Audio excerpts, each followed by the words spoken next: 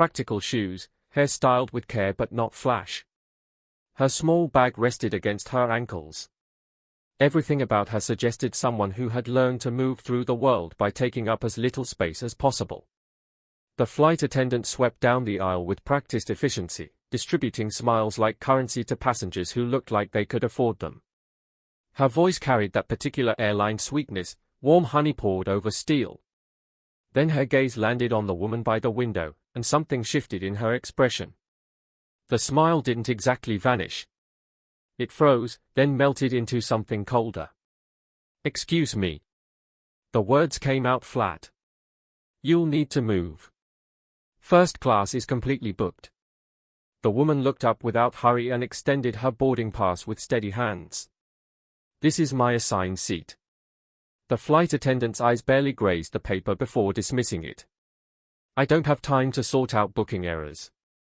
She stepped forward, maneuvering her service cart through the narrow space with deliberate carelessness. The metal corner caught the woman's elbow, not an accident, not quite assault, but something uglier than either. Just enough force to leave a message. The woman flinched. Nothing more. No cry of pain, no protest, just a slight pull away from the impact and a quiet repositioning of her arm. Around them, witnesses materialized and vanished in the same breath. A businessman in the aisle seat found sudden fascination with his phone screen. A woman across the row watched with the uncomfortable intensity of someone witnessing a car accident, unable to look away, equally unable to intervene. The silence of complicity settled over the cabin like dust. Some people will try anything to sit where they don't belong. The flight attendant's voice carried just enough volume to ensure everyone heard, her words drifting through first class like second-hand smoke. The woman adjusted her sleeve with movements so controlled they seemed choreographed. She folded her hands in her lap and lowered her eyes. No argument formed on her lips. No anger flashed across her features. To every watching passenger, she appeared diminished. Dismissed. One more person learning to swallow indignity in public. The boarding continued. The plane filled. The moment passed as moments do, leaving only the faint metallic taste of injustice in the air. But some moments don't pass. They wait. Her name was Naomi Carter, though no one in that cabin knew it yet. Looking at her, really looking, you'd never guess the distance she'd traveled to reach that first-class window seat. You'd never see the long road written in invisible ink across her quiet demeanor. Naomi entered the world in a cramped apartment where the walls were thin enough to hear neighbors' arguments and the plumbing made promises it couldn't keep. Her mother cleaned other people's homes until her hands cracked and bled. Her father operated heavy machinery in factories where safety regulations existed mostly on paper, spending 12-hour shifts around equipment that roared like caged animals. Money arrived in their household already spoken for, already divided among bills that multiplied faster than paychecks. She learned early what it meant to be seen differently. Teachers at school possessed an uncanny ability to look directly at her raised hand and somehow see straight through it. Classmates found endless humor in her second-hand clothes, hand-me-downs that carried the ghost shapes of previous owners. Store security guards developed sudden interest in her movements through aisles, their attention a weight she felt before she understood what it meant. Childhood stripped away that innocence quickly. Understanding arrived like winter, gradually, then all at once. 11 years old. That's how young Naomi was when she learned that some losses hollow you out and remake you simultaneously. Her father's death came stamped with corporate language, workplace incident, mechanical failure, deepest regrets, words that meant everything and nothing. The company issued an apology and continued operations. Her mother received a small settlement and a grief that never fully healed, carrying it like a second skeleton inside her body. Naomi lost more than a parent that day. She lost the illusion of safety, the child's belief that the world possessed inherent fairness. Her mother worked even harder to compensate, as if enough labor could fill the absence. Late nights became early mornings became late nights again in an endless cycle. Then, during Naomi's final year of high school, illness claimed her mother too. Naomi stood beside the hospital bed, watching machines measure the space between heartbeats until there was no space left to measure. In that sterile room, she became an orphan. The world didn't pause its rotation to acknowledge her pain. But Naomi didn't shatter either.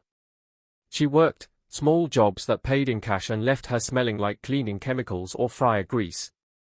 She stocked shelves. She packed boxes. She served food to people who looked through her as if she were made of glass. And while her hands were busy, her mind stayed busier.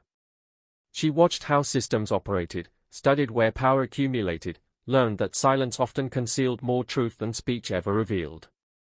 Books became her refuge and her weapon. Even when her pockets held nothing but lint, she found ways to read. Libraries stayed open late. She taught herself business principles, memorized safety regulations, absorbed everything she could about aviation systems, an industry built on the premise that details mattered, that small oversights could mean the difference between hundreds of lives saved or lost.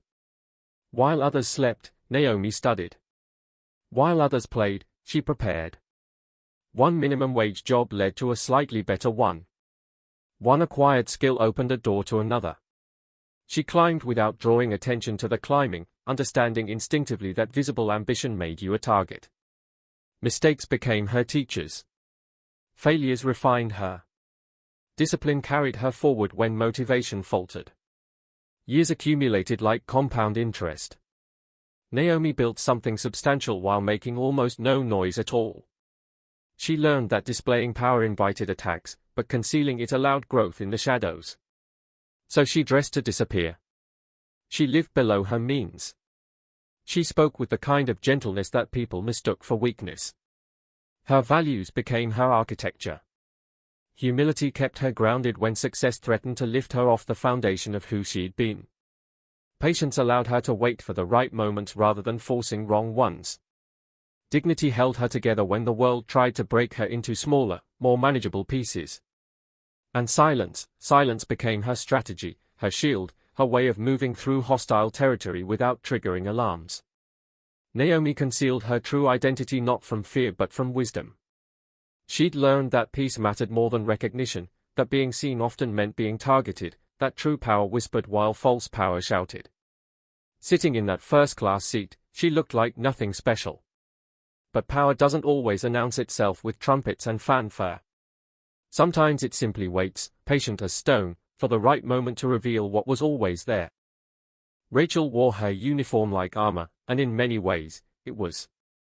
The crisp fabric, the small wings pinned above her heart, the perfectly knotted scarf, each element reinforced her sense of elevation above the ordinary world.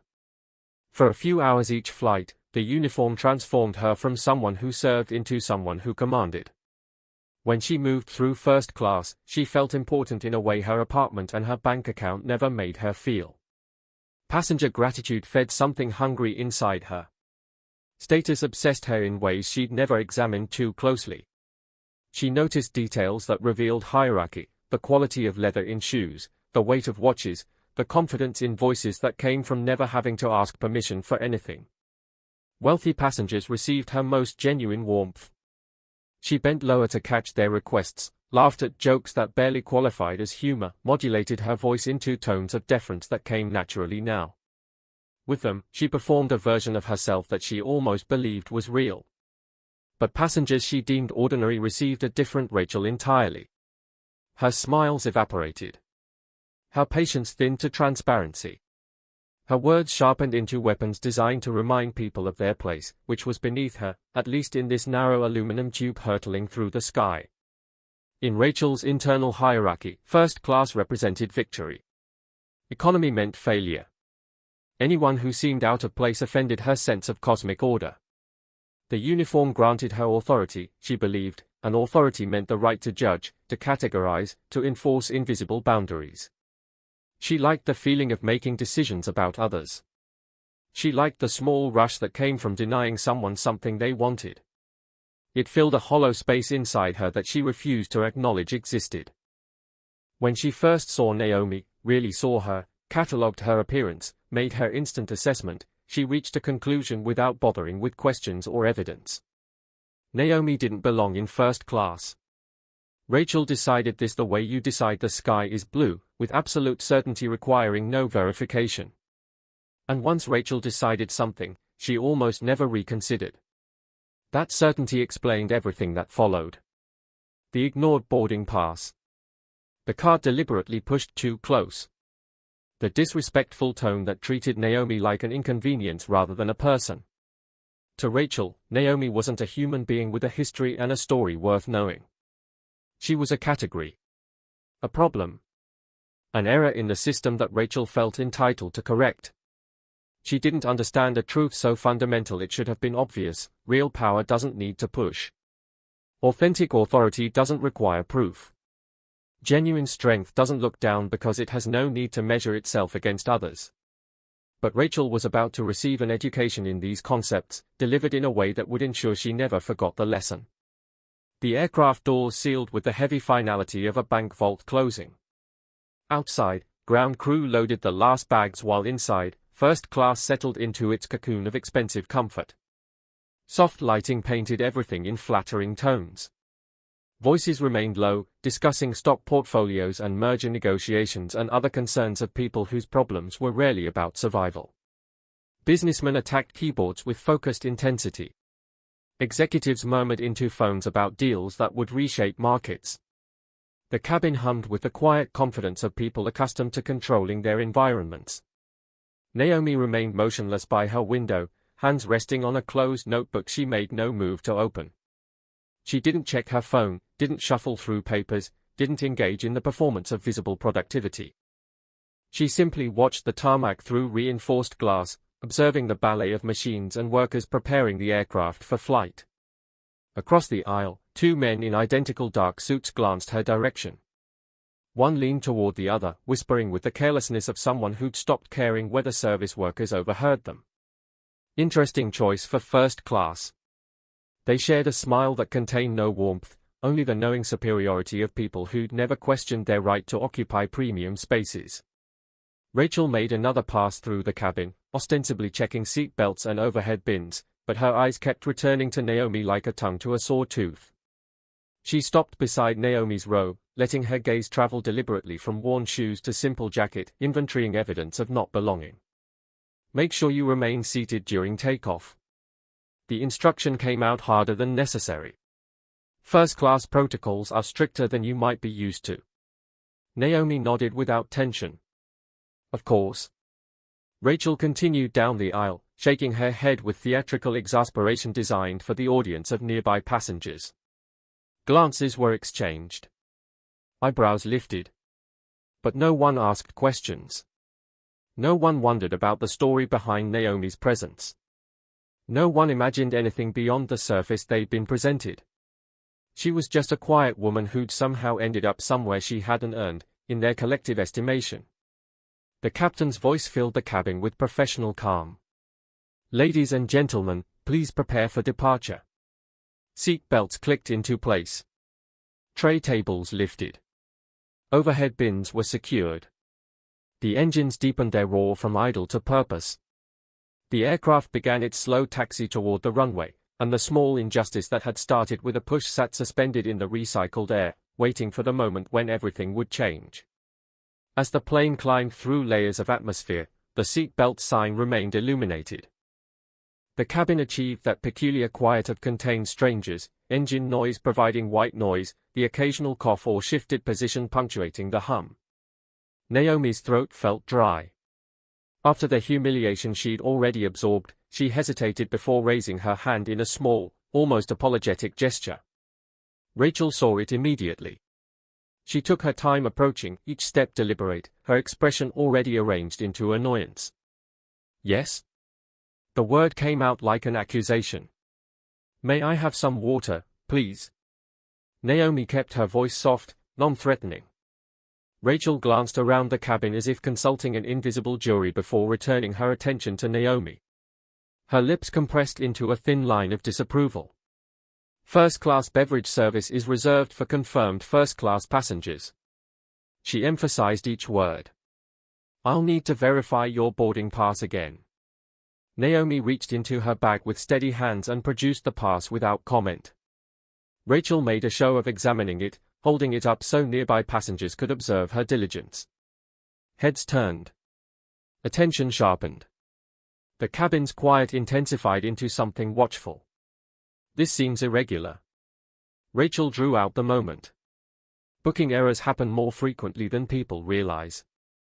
A few passengers chuckled, nervous laughter, uncomfortable laughter, but laughter nonetheless. Naomi felt pressure building in her chest, a physical weight that had nothing to do with altitude. Rachel lowered the boarding pass and fixed Naomi with eyes gone cold and hard. Are you absolutely certain you're seated correctly? Because if there's been a mistake, security typically handles these situations. The word security landed in the cabin like a grenade. On an aircraft, security meant serious consequences. It meant potential removal, missed flights, possible legal complications. It meant public shame witnessed by dozens of strangers. One man muttered, "This is getting really uncomfortable."